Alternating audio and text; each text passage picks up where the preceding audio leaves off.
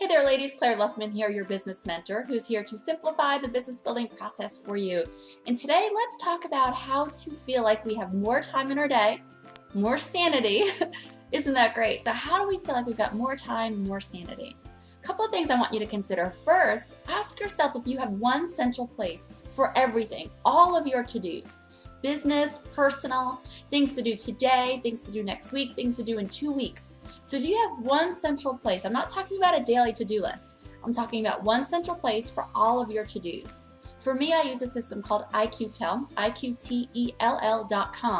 Not a one-size-fits-all. Ladies, it could be pen and paper. It could be in a simple manila folder. It could be an Excel spreadsheet. It could be in your email system. But the key is to have one central place to store everything. The second thing is to consider is once you have this list, at any given time I might have 30 to 40 to-dos. I want to be able to have a way to slice and dice it easily so that I know I'm sitting down to work today, let's say Tuesday, of all of these 40 things I can do, what should I be doing today?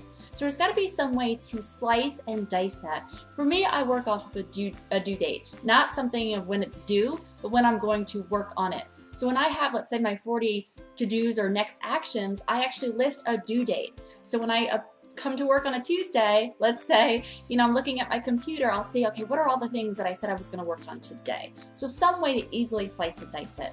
And the third thing is to consider having what's called a someday category.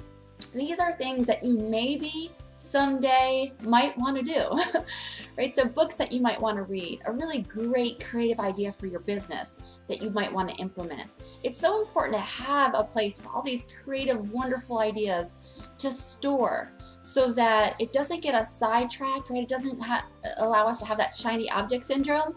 We know that it's stored, we know that it's there, we get these things off of our mind, and then we can refer to them whenever we need to. For example, every time it's creating a new 3-month success plan for me, so it's the start of a new quarter, I'll want to peek through what are all those great ideas that I had or that I saw someone else do that I was like, hey, I want to consider maybe doing that in my business.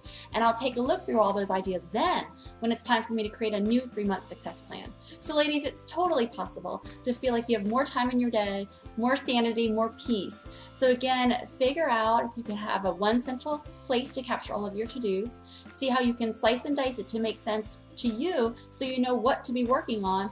And third, consider where you can have that someday category, that someday maybe category.